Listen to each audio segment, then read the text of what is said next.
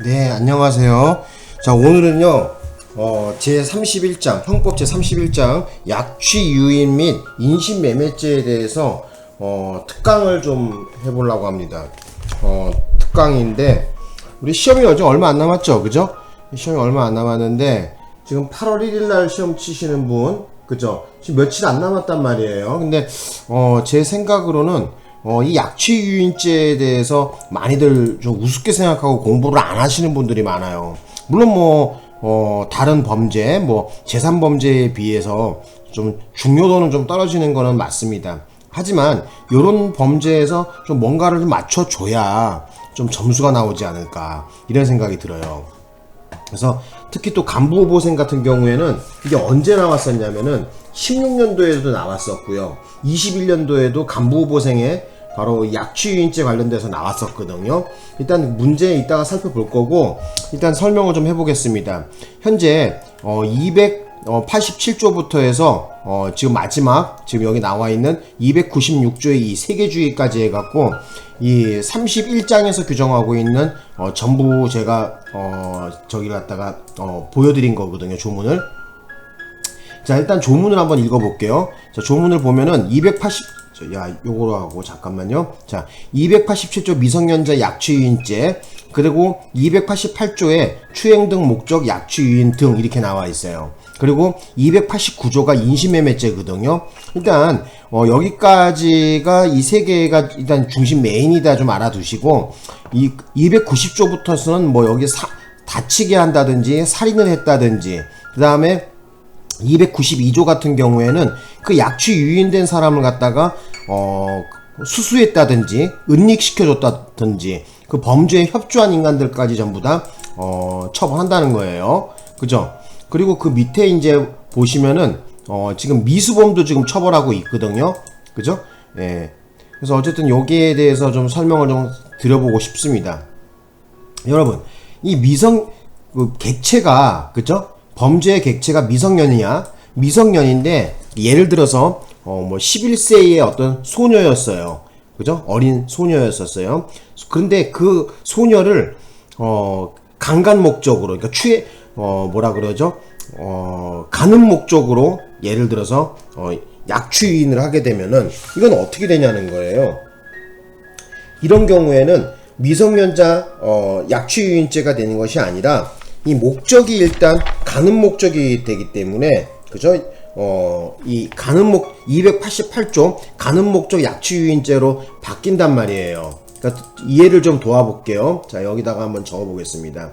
그러니까 자, 인신매매죄 여기 말고, 자, 여기 이렇게 좀 띄워놓을게요. 자, 요렇게 해놓고 한번 얘기 좀 해봅시다. 일단 요것도 좀 뒤로 밀어놓고, 자, 미성년, 예를 들어서 피해자가 만약에 11세의 소녀였어요. 소녀, 여자였단 말이야. 그죠? 여자. 그런데, 자, 이 여자를 어떤 목적으로 저기 했냐면은, 가는 목적. 그러니까, 가는 목적으로 만약에 약취유인했다면, 자, 이 경우에는 어떻게 되냐는 거야. 이 경우에는 미성년자 약취유인죄가 아니라 그 목적범을 처벌하는 바로 288조로 건너가요. 그래서 어떻게 된다? 바로 가는 목적 약취유인죄가 되는 거죠. 자, 그래서 제 288조 8조 가는 목적 약취유인죄가 되는 거야. 약취유인죄. 되셨나요? 그래서 요걸 좀 알아두십시오.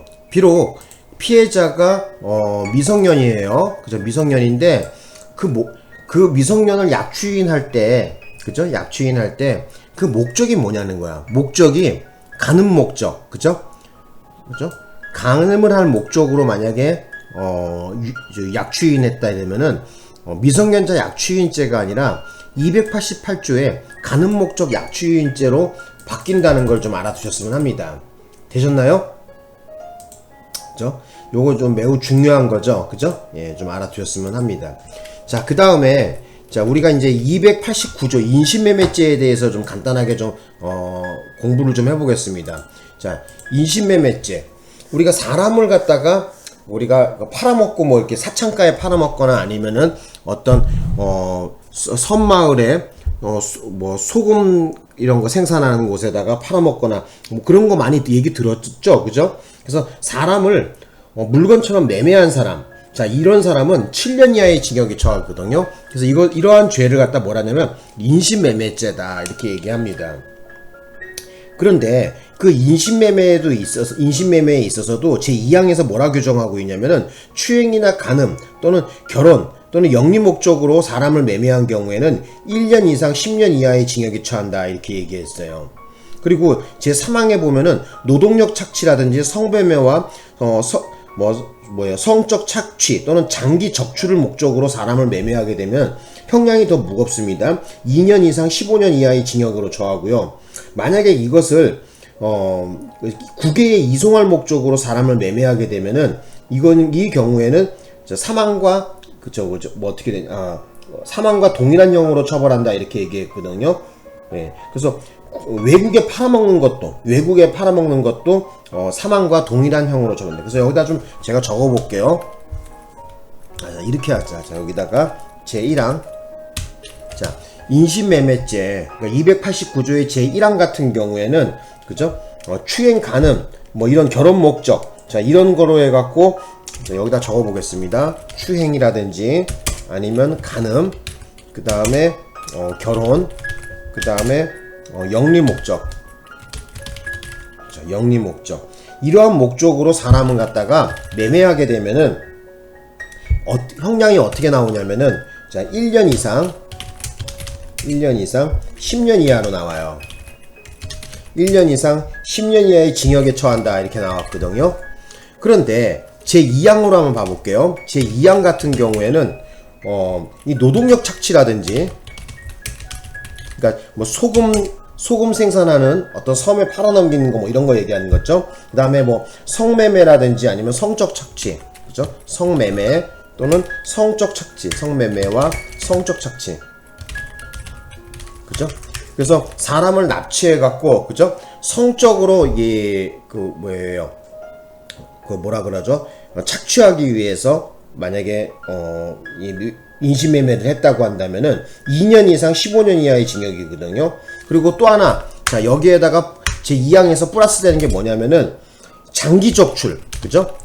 장기 적출 그래서 옛날에 보면은 뭐 심장이라든지 아니면 간이라든지 아니면은 뭐 그런 거 있잖아요. 그죠? 콩팥 뭐 이런 거 장기 적출을 목적으로 사람을 갖다가 팔아넘긴다든지 매매한다든지 이런 경우에는 형량이 무겁습니다. 어떻게 나오냐면 2년 이상이 돼요. 자 여기다 적어볼게요. 2년 이상 자 얼마? 15년 이하 이 징역으로 나옵니다. 그래서 1항과 2항을 갖다가 좀 여기 형량을 갖다가 제가 좀 보여드리려고 그러거든요. 여러분들한테 강조를 좀 해보고 싶은데 자 한번 봐봅시다. 자 여기 한번 봐보세요.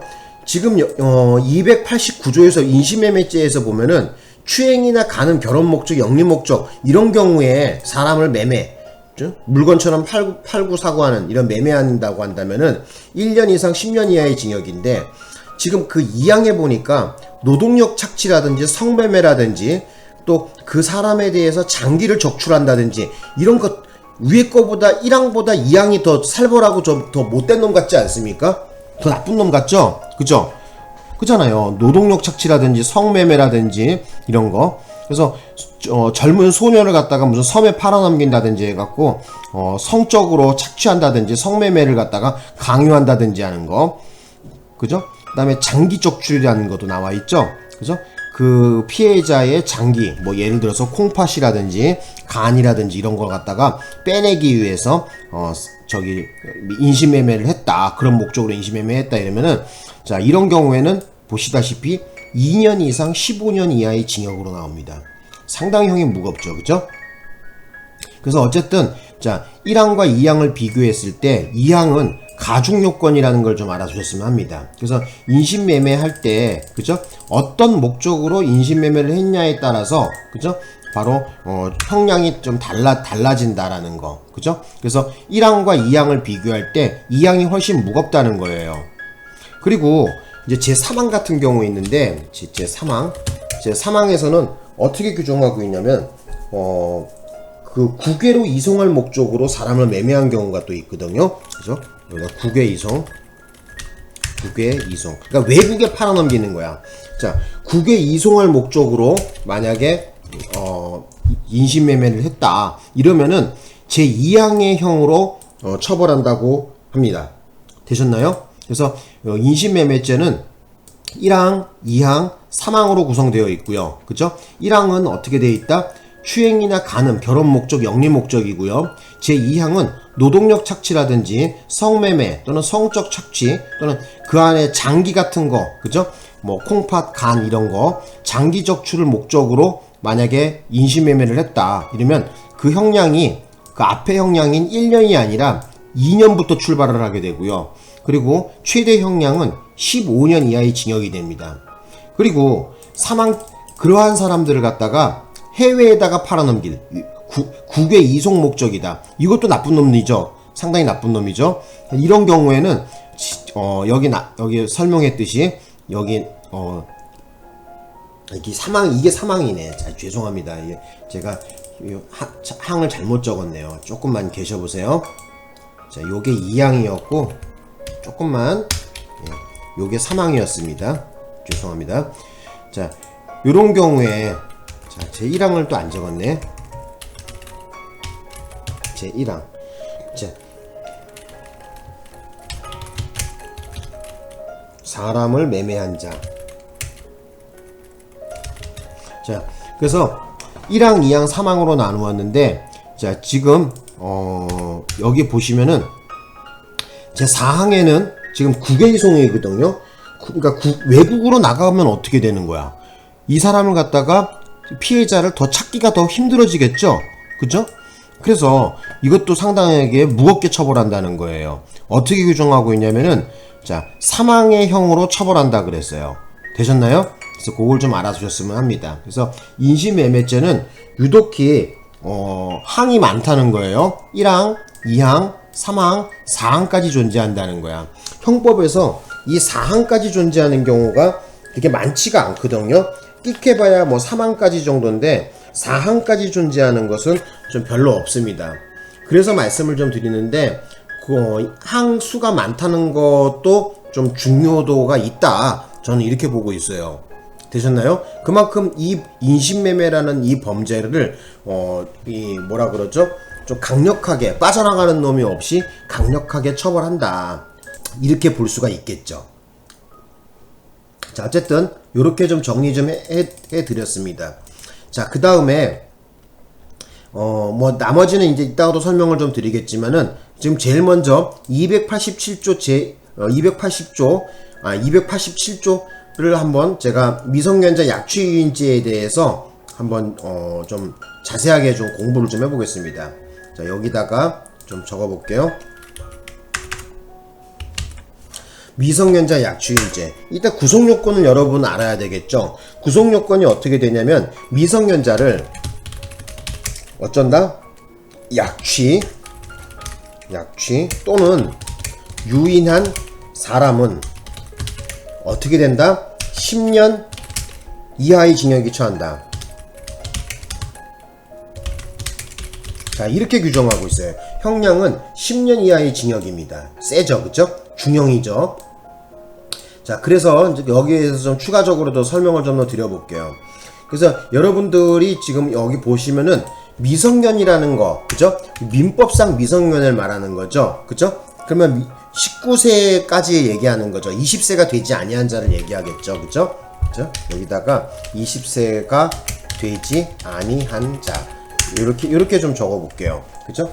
20살이 아직 안 된 거야, 그죠? 자, 그러면 자, 계속해서 말씀을 좀 드려볼게요. 그 미성년자 약취유인죄 같은 경우에 공부할 내용이 이 약취라는 것은 과연 무엇일까? 유인이라는 건 무엇일까? 여기에 대해서 공부를 또 해야 되겠죠, 그죠? 자, 그러면 일단 이 범죄 미성년자 약취유인죄에 대해서 살펴보면은 먼저 친고죄냐 친고죄가 아니냐인데 친고죄가 아닙니다. 이거는 그죠? 친고죄가 아니다라는 거 알아두시고, 두 번째 알아두실 것은 뭐냐면은 목적범이 아니에요. 이거는 그죠? 목적범이 아니다. 목적범이 아니다. 요것도 좀 알아두셨으면 해요.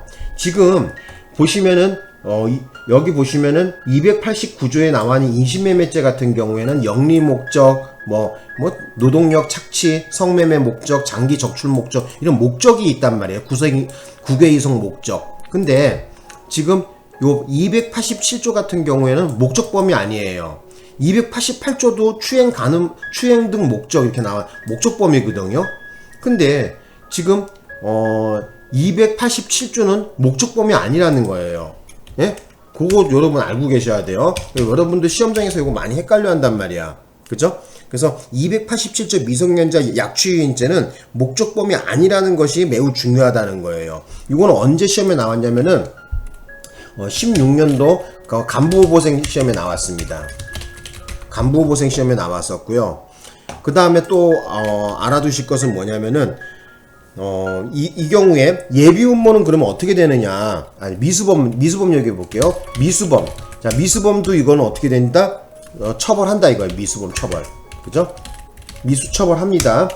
그리고 또 하나 더, 예비훈모는 어떻게 되냐? 예비훈모도 처벌합니다. 예비훈모도 처벌해요. 그죠? 그 다음에 또 예비훈모 처벌 규정은 어디에 나와 있냐면은, 자, 296조에 나와 있어요. 296조에 나와 있습니다. 자, 이것도 좀 적어 놓을게요. 그리고 미수범 처벌 같은 경우에는, 자, 294조에 나와 있었죠? 그죠? 요것도 좀 알아두시고, 메모해 놓으셔요. 공부하면서. 자, 그 다음에 이제 또 봅시다. 해방감경이 어떻게 되느냐, 있느냐 없느냐 이렇게 나왔는데, 해방감경, 규정이 있습니다. 이거는. 그래서 여기다가 해방감경. 피해자를 안전한 곳으로 풀어주게 되면은 해방감경이 있는데, 그냥 이거 몇 조에서 규정하고 있냐면 제 295조의 2에서 규정하고 있고요. 자, 이 경우에 임의적 감경입니다. 그래서 형을 깎아줄 수도 있고 깎아주지 않을 수도 있어요. 자, 그 다음에 이 경우에 이 미성년자 약취유인죄 같은 경우에는 세계주의도 적용하고 있어요. 세계주의가 뭐냐면은 쉽게 말씀드리면 다른 나라에서 저지른 외국인에게도 적용한다는 거예요. 그러니까 국적에 상관이 없다는 거죠. 그죠? 그러니까 다른 나라의 것도 그러니까 대한민국 영역 밖에서 범한 외국인에게도 적용한다는 거죠. 여기다 적어 볼게요. 대한민국 영역 밖에서 죄를 범한 누구에게도 적용한다고요? 외국인에게도 적용합니다.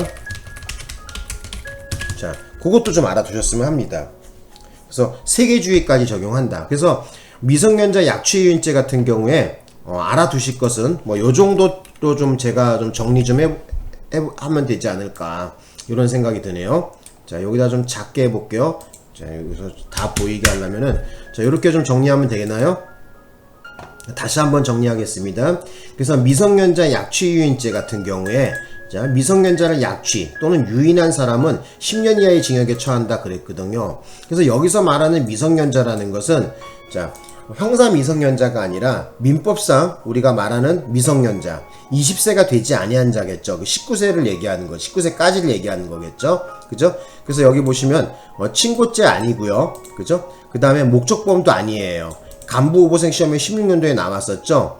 자, 그 다음에 미수 처벌하고 있고요. 예비훈모도 처벌한다는 거. 그 다음에 가장 강조드리고 싶은 것은 바로 미성년자 약취유인죄 같은 경우에는 해방감경 규정이 있는데 임의적 감경이라는 거예요. 그리고 또 하나 특징점이 뭐냐면 세계주의를 적용하고 있기 때문에 대한민국 영역 밖에서 범한 외국인에게도 적용한다는 거예요. 되셨죠? 그래서 국적에 불문한다, 처벌한다 이거예요. 세계주의까지 적용한다는 거야. 그 다음에 이제 또 말씀드릴 건 또 뭐냐면은 이제 보호법익에 대해서 좀 알아보자고. 자, 넘버 7번 보호법익. 자, 보호법익 같은 경우에는 어떻게 되냐면은 일단 미성년자의 자유권이겠죠. 그 피해자 당사자 미성년자의 자유권, 그죠? 미성년자의 자유권, 이게 주된 보호법익이죠. 그리고 부차적으로 또 뭐가 있습니까? 보호자의 감독권이겠죠. 보호자의 감독권. 자, 요거 이렇게 좀 정리 좀 해볼게요. 그래서 보호법익이 어떻게 된다? 두 개라는 걸 알아두셔야 돼요. 그죠? 단순하게 미성년자의 그 자유권 하나가 되는 게 아니라 그 보호자도 생각한다는 거예요. 그 부모님이 얼마나 속이 타고 애가 타겠습니까? 그죠? 그죠? 이 미성년자가 자기 아들이나 딸이 어디 납치돼 갖고 어디 게임에 속아 갖고 어디 좀 갔다고 한다면 얼마나 마음이 아프겠어요. 그래서 이 보호자의 감독권도 보호법익으로 하고 있다라는 걸 좀 알아두셨으면 합니다. 그리고 여기 추가적으로 말씀드리자면은 그래서 미성년자의 자, 요거는 좀 크게 좀 써볼까요? 자, 조금만 계셔요. 그래서 여기다 적어보겠습니다. 미성년자의 동의가 있다 하더라도 어쩐다? 보호자의 동의가 없다면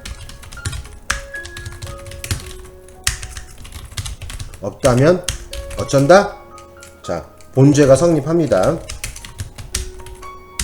자, 요것도 좀 알아두셨으면 합니다. 그래서 보호자의 감독권도 중요하다는 거예요. 자, 요거를 제가 좀 색깔을 좀 넣어 보겠습니다. 그래서 보호법익이 두 개라는 거. 이 보호법익 여러분 이거 중요해요. 공부할 때, 형법 공부할 때 보호법익 왜 중요하냐면은 이 죄수론을 논하거나 아니면 다른 범죄에서 어떤 부분을 어떻게 침해했는가를 따져볼 때 이 보호법익을 관찰을 해야 되겠죠. 그죠? 그래서 다시 한번 강조하지만은 미성년자 약취유인죄는 자, 일단 본래적으로는 미성년자의 자유권도 있지만 부차적으로 보호자의 감독권도 보호법익으로 하고 있다는 거. 그래서 설사 미성년자의 동의가 있다고 하더라도 보호자의 동의가 없다면 본죄가 성립한다는 것을 알아두셔야 되겠습니다. 되셨죠? 그래서 우리 판례 같은 경우에는 아버지와 함께 살고 있던 미성년자 14살 여중생인데 동의를 얻어갖고 피고인들과 공범들이 자신들이 있는 사무실로 데리고 왔거든요. 꼬셔갖고 데리고 왔는데, 자, 이 경우에 어떻게 되냐는 거야. 이 경우에 미성년자 약취유인죄가 성립했거든요. 왜 그랬느냐? 바로 아버지의 보호권을 침해했다. 이렇게 봤어요. 그래서 여기다가 판례 좀 적어볼게요. 자, 적어볼게요. 아버지와 함께 살고 있던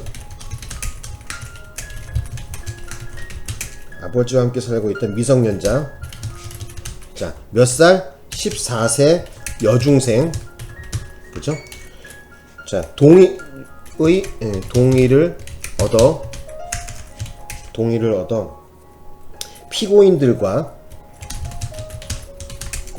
공범들이 자신들의 사실상 지배로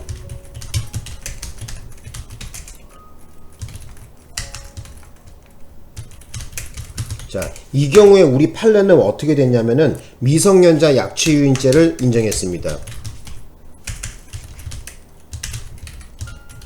자, 미성년자 약취유인죄, 약취죄라고 할게요. 유인자 빼고. 자, 미성년자 약취죄 이렇게 제가 적어놨거든요. 자, 가장 가까운 해에 나온 것은 21년도에 해양경찰에 나왔어요. 그쵸? 그 다음에 해양경찰 승진에 나왔었죠. 승진에 나왔었고, 그 다음에 22년도에는 해양경찰, 그죠? 해양경찰에 나왔습니다.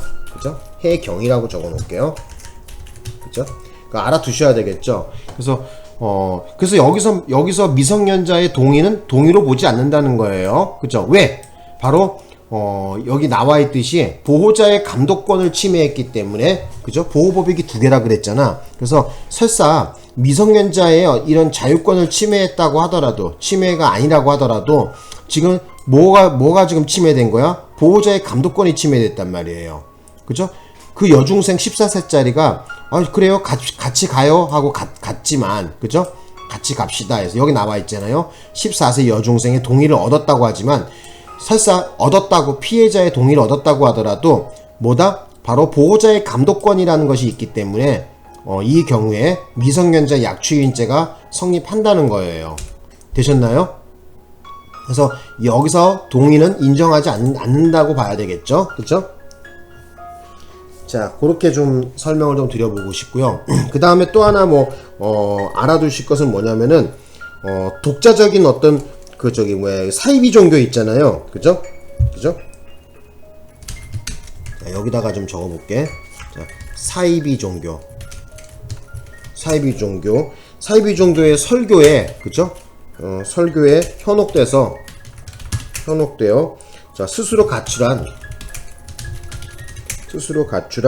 미성년자를 어쩐다는 거야? 전도관에 입관하여 껌파리 행상을 시켰다.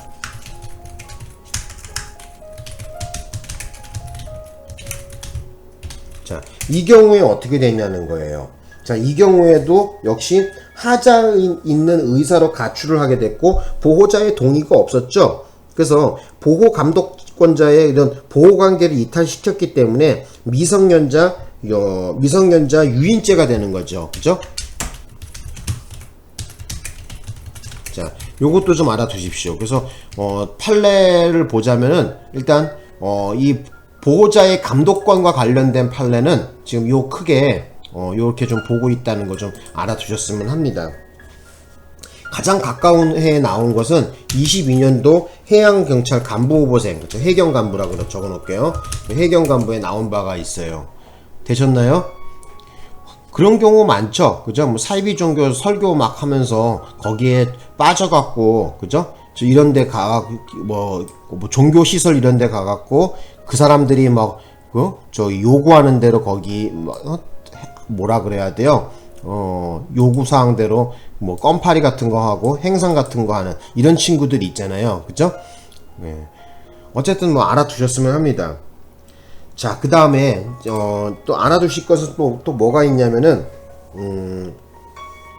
자, 행위의 주체에 대해서 좀 잠깐 좀 공부를 좀 해보겠습니다. 행위의 주체. 자, 이거 다음 칸 여기 이 정도 볼까요? 자, 행위의 주체. 행위의 주체에 대해서 좀 키포인트는 뭐냐면은 여기에 주체는 아무런 제한이 없습니다.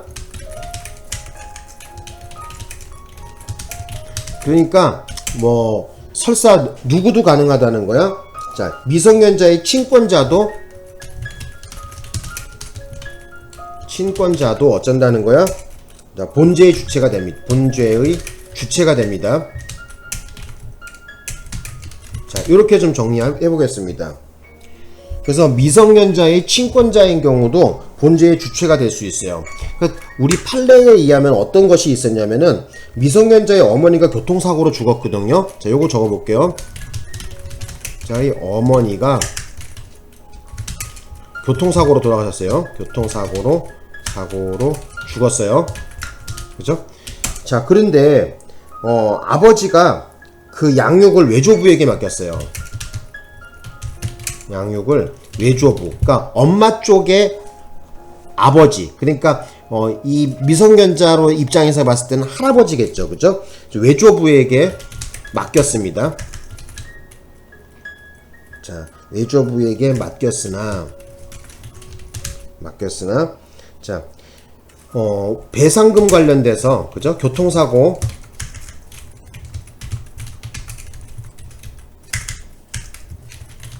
배상금 관련돼서 분쟁이 발생했어요. 그러니까 이 아버지가, 그죠? 이 외조부하고 싸움박질을 했다는 거야. 뭐 때문에? 그 엄마가 교통사고로 죽었으니까 그 엄마 죽은 거에 대한 이런 어떤 돈 관련돼 갖고 분쟁이 발생한 거예요. 그죠? 그래서 이 경우에, 그죠? 이 경우에 이제 학교에서 공부 마치고 나오는, 그죠? 그 미성년자, 딸내미죠. 그 딸내미를 갖다가 그죠? 미성년자를 갖다가 그 아버지가 본인의 의사에 반해서 강제로 차를 태우고 갔다는 거예요. 그 딸내미를 아버지가 강제로, 그죠? 강제로 차에 태워 데려갔다. 자, 요 경우에 이 죄가 어떻게 되냐는 거야. 미성년자 약취죄가 되냐 안 되냐. 그래서 우리 판례는 이 경우에 자 어떻게 된다고요? 미성년자 약취죄로 봤어요. 자, 미성년자 약취죄로 봤습니다. 그래서 요거 매우 중요한 판례거든요. 그래서 2007도에 자 어떻게 되냐면은 8011 자 이렇게 좀 적어 놓을게요. 예. 그래서 요것도 같이 좀 알아두셨으면 합니다. 그죠? 그래서 비록 그죠? 여기 지금 아버지란 말이야. 그죠? 아버지잖아. 그죠? 그래서 여기 아버지가 강제로 차로 태워갔는데 이 경우에도 뭐다? 미성년자 약취죄가 된다는 거야. 되셨나요? 그래서 여기에 나와 있듯이 주체에는 그죠? 아무런 제한이 없어요. 그래서 미성년자의 친권자도 그 아버지죠. 아버지도 그 주체가 될 수 있다라는 얘기죠. 되셨죠? 자, 이렇게 좀 정리해 보겠습니다. 그래서 요거는 가장 가까운 시기에 언제 시험에 나왔냐면은 자, 21년도 수사경과의 시험에 나왔습니다. 21년도 수사경과의 시험에 나왔고요. 자, 요거는 지우고 설명드릴게요. 자, 21년도 수사경과 그리고 22년도에는 법원직에 나왔습니다. 그리고 또 언제 나왔었냐면은 22년도에 그 해경간부 그죠? 저 해간이라고 적어 놓을게요. 해경간부 시험에도 나왔어요. 그래서 어쨌든 요거 매우 중요한 그죠? 판례겠죠? 그죠? 그래서 다시 한번 강조하는데 자 여기 봅시다. 미성년자의 어머니가 교통사고로 죽었어요. 그래서 그 양육을 외조부, 엄마 쪽의 아버지겠죠? 그죠? 엄마 쪽의 아버지. 그러니까 피해자, 그 미성년자의 입장에서는 할아버지겠죠? 그죠? 그래서 외조부예요. 외조부인데 외부라고 맡겼네요. 글자가 하나 빠졌네요. 외조부에게 맡겼다. 그래서 할아버지한테 맡겼는데, 그거로 끝나지 않고 교통사고 배상금 관련해서 분쟁이 발생했어요. 그래서 이 할아버지가 이 딸내미를 기르려면 또 어떻게 해야 돼요? 돈이 좀 있어야지 딸내미 기를 거 아니에요. 그래서 뭐 이런저런 얘기를 나누다가 그 딸내미 아버지하고 싸움이 벌어진 거야. 그러니까 이제 이 아버지가 딸내미를 갖다가 강제로 차에 태워서 데려갔어요. 그래서 이 경우에도 어쩐다? 비록 친권자라고 하더라도 이 경우에 뭐다? 미성년자 약취죄가 된다는 거예요. 요거 좀 알아두셨으면 합니다. 되셨나요? 예. 자, 그리고 이제 요 정도 설명을 좀 해봤고요. 여기 또 드릴 말씀이 뭐냐면은 자, 여기 약취라는 것과 유인이라는 거에 대해서 좀 공부를 좀 해보려고 하거든요. 약취 유인이라고 글씨가 나와 있잖아. 그죠? 약취라는 거하고 유인이라는 거. 약취 유인에 대해서 좀 설명을 좀 드려볼게요. 자, 약취 유인. 자, 여기다가 적어볼까요? 자, 약취라는 건 도대체 뭐냐? 자, 약취. 자, 우리 지금 287조에서 말하는 미성년자 약취 유인죄에 있어서 이 약취라는 거. 자, 약취에 대하여 약취에 대해서 설명을 좀 해보겠습니다. 이 약취라는 것은 어떤 행위태양이 존재하겠죠. 근데 어떤 행위태양이야? 폭행, 협박이 필요하겠죠. 그죠? 폭행이라든지 폭행, 그 다음에 협박, 폭행, 협박 또는 불법적인 사실상의 힘을 수단으로 사용하여 판례의 얘기예요. 그 피해자를 어쩐다는 거야? 그 의사에 반하여 자유로운 생활관계 또는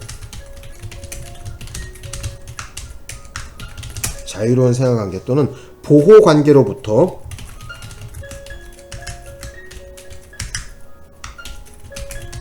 자, 어쩐다? 범인이나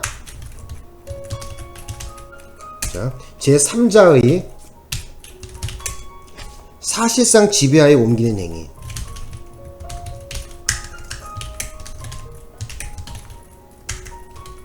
조금만요. 자, 이걸 갖다가 바로 약취라 그러는 거예요. 예? 자, 여기 이렇게 좀 진하게 좀 해볼게. 자, 여기 진하게. 자, 이렇게 하고 여기. 그래서 약취에 대해서 이렇게 설명했는데, 일단 약취라고 하는 것은 그죠? 어떤 행위가 수반된다? 바로 폭행과 협박이에요. 그리고 불법적인 사실상의 힘을 이용한다는 거야. 그죠? 어쨌든 폭행, 협박, 불법적인 사실상의 힘을 사용해갖고 수단으로 해갖고 그 피해자, 그 미성년자죠. 피해자를 그 의사에 반해서 자유로운 생활관계 또는 보호관계로부터 범인이나 제3자의 사실상의 지배로 옮기는 이러한 행위, 이걸 갖다가 바로 뭐라 그런다? 약취라 그럽니다. 그쵸? 인취라고도 하고 약취라 그러죠. 약취라고 합니다. 되셨나요? 근데 여기서 시험에서 나온 거는 뭐냐면은 이걸 물어본 것이 아니라 여기서 말하는 폭행 협박에 대해서 좀 자세하게 좀 공부를 좀 해야 될 것 같습니다. 자, 시험에서는 어떻게 나왔냐면은 이 경우에 그러면 폭행 협박이 그죠? 상대방의 반항을 억압할 정도가 필요하냐 필요하지 않느냐 그랬는데 필요하지 않다 그랬어요. 그래서 여기다가 주의 이렇게 적어 놓을게요. 그래서 반드시 그렇죠? 상대방의 반항을 억압할 정도의 것을 요하지 않는다. 자, 요렇게 법원에서 판시했습니다. 그래서 알아두실 거. 자, 91도에 뭐 어쩐다? 1184 이렇게 좀 정리해 드리겠습니다. 그래서 알아두실 것은 이 미성년자 약취유인죄에 있어서 이 약취행위를 하는 데 있어서 말하는 바로 폭행과 협박은 반드시 상대방의 반항을 억압할 정도까지는 요하지 않는다는 거예요. 그럼 어떤 거냐? 그 상대방을 그 실력적 지배하에 둘 수 있을 정도면 족하다 그랬어요. 그죠? 그래서 상대방을 자, 여기다 적어 볼까요? 자, 그럼 어떻게 되냐? 상대방을 미성년이죠. 상대방을 어쩐다? 실력적 지배하에 둘 수 있을 정도면 족하다.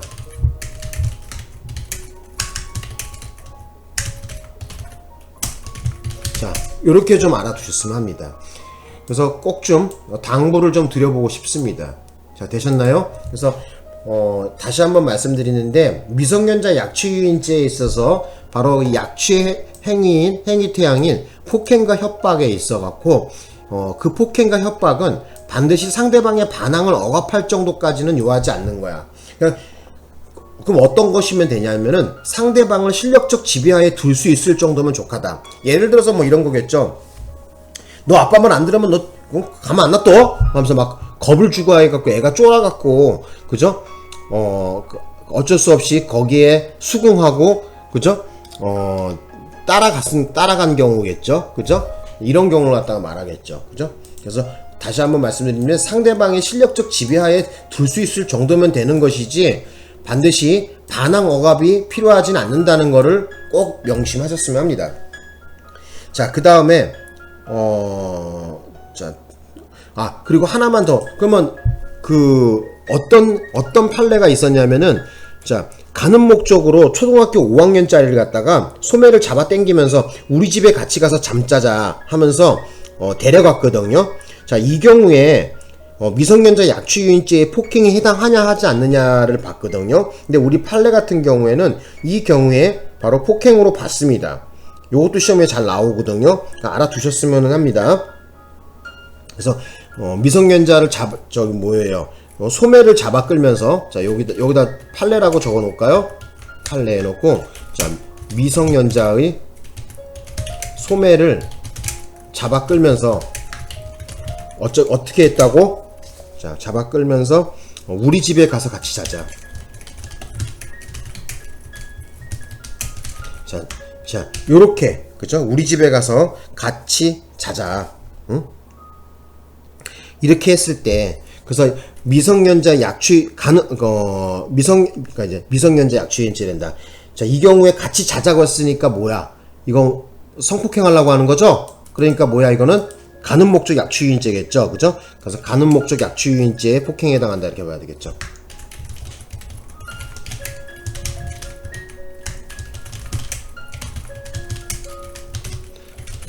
그래서 요것도 같이 알아두셨으면 합니다. 요거 매우 또 시험에 잘 나왔는데 가장 근접한 시기에 나온 건 22년도에 순경시험에 나왔어요.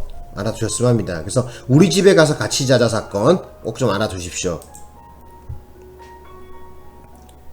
자, 그 다음에 또 이제 유인에 대해서 좀 말씀 좀 드려볼까요? 유인. 자, 여러분 유인에 대해서 좀 말씀 좀 드려보자고. 이제 또 유인. 자, 유인이라는 것은 뭐냐면은 기망이나 유혹을 하는 거거든요. 자, 뭐라고? 자, 기망. 행위태양이 기망이고 또 하나는 뭐예요? 유혹이야. 그래서 기망과 유혹을 수단으로 하여 어쩐다는 거야? 자, 미성년자를 꾀어.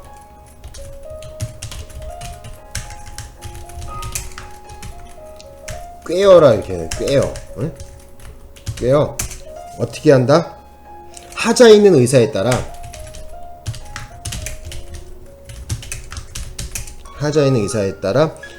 자, 미성년자를 자유로운 생활관계 또는 자, 보호관계로부터 이탈시켜요. 보호관계로부터 이탈을 시키는 거예요. 이탈을 시켜. 자, 어떻게 된다? 자기 또는 제3자의 실력적 지배.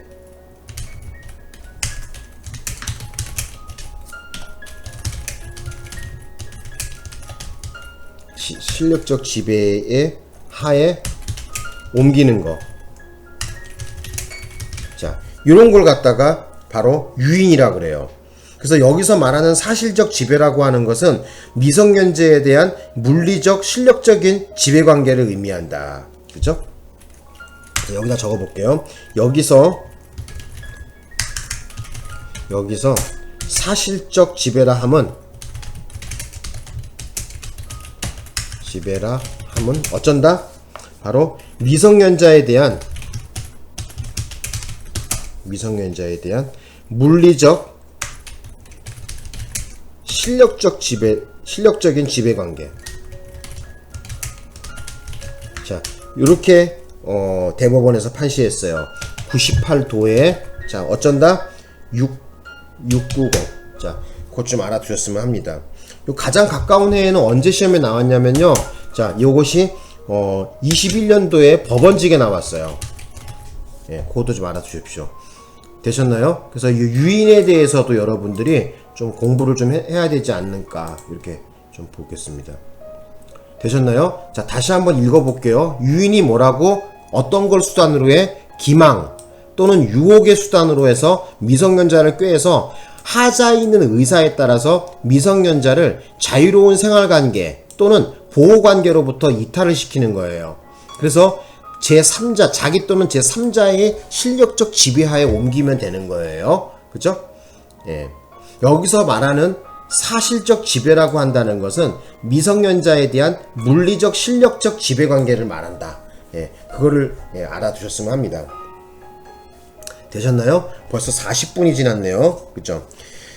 자, 요 정도 정리하고 또 시험에 잘 나오는 거 하나만 더 설명하고 이번 시간 좀 맞춰보려고 하거든요. 이제 최근에 물론 또 특강이라고 해갖고 다 알려드리면 좋지만 너무 길면 여러분들이 힘들어 하시는 것 같아요. 그래서 좀 최대한 좀 짧게 해보려고 했는데 어떻게 다 말이 길어졌네요. 자, 중요한 거 하나만 살피고 이번 시간 마칠게요. 자, 장소적 이전에 대해서 알아보겠습니다.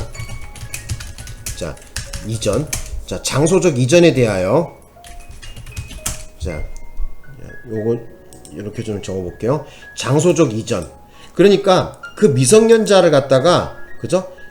장소에 이전이 있어야 되냐 없어야 되느냐. 그래서 우리 판례 같은 경우에는 어떻게 보고 있냐면은 자, 그러니까 보호자를 폭행 또는 협박, 기망 등으로 떠나게 해서 피해자를 자기의 실력적 지배하에 둘 수도 있는 거거든요. 그래서 장소 이전은 요건이 아니라고 봐요, 또. 예? 그래서 여기다 장소 이전은 요건이 아니다.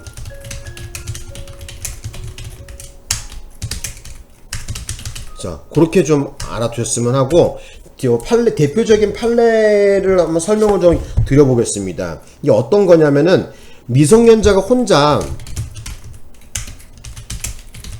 머무는, 자, 주거에 침입하여, 그를 감금하고, 자, 감금 뒤, 자, 어떻게 했다고요? 폭행, 협박, 의하여 부모의 출입을 봉쇄했어요.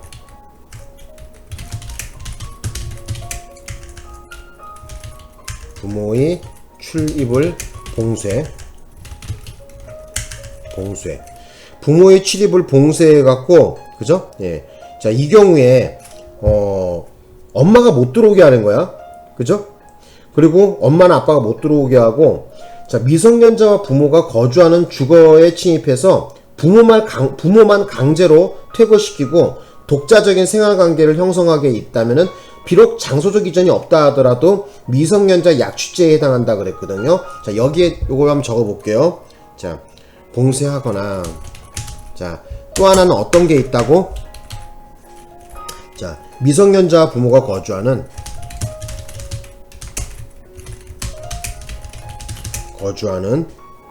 주거에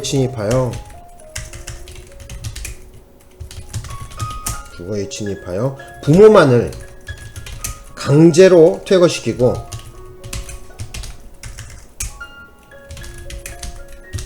그죠? 독자적인 생활관계. 그러니까 미성년자 혼자 내비를 두는 거야. 독자적인 생활관계의 형성을 하기에 이르렀다면, 그죠? 자, 비록 장소적 이전이 없다 하더라도 어쩐다? 바로 미성년자 약취죄가 됩니다. 자, 요거를 좀 알아두셨으면 합니다. 그래서 요거는 판례 번호가 2007 도에, 자, 8485. 자, 요거 좀 알아두십시오. 그래서 다시 한번 강조하겠습니다. 이 시험에서 잘 나오는 것은 미성년자 약취죄에 있어서 그 장소적 이전은 요건이 아니라는 것이 판례의 입장이에요. 그 대표적인 사례로서 미성년자가 혼자 머무는 주거에 침입해서, 자, 그 미성년을 폭행, 그리고 감금하고 폭행 협박해갖고 부모의 출입을 봉쇄했어요. 부모가 그 감독권을 행사하지 못하도록 막은 거죠. 그래서 아까 전에 뭐라 그랬어요? 보호법익이 부모의 감독권도 있다 했었죠. 그래서 부모로부터 떨어뜨려 놨으니까 역시 미성년자 약취죄가 되겠죠. 그래서 여기 또 두 번째 사례인데, 미성년자와 부모가 거주하는 주거에 침입했어요. 그래서 부모를 쫓아냈어요. 그죠? 엄마를 쫓아내고 강제로 퇴거시키고 바로 미성년자 혼자서 생활을 하게 만들었다면 이 역시도 뭐다? 미성년자 약취죄에 해당한다고 보는 거예요. 그래서 가장 강조드리고 싶은 것은 뭐냐면은, 자, 요 말입니다. 그래서 비록 장소적 이전이 없다 하더라도 미성년자 약취죄가 성립한다는 거예요. 되셨나요? 예. 그래서 일단 오늘은 요 정도만 설명을 좀 드려보고, 다음에 또 시간 날 때 중요한 또 설명을 또 추가적으로 또 해보겠습니다. 자, 오늘 수업 듣는다고 고생 많으셨고요. 대략 50분간 설명을 했는데 여러분들이 좀 공부를 좀 이 부분을 좀 했었으면 합니다. 자, 오늘 수업 여기서 마치겠습니다.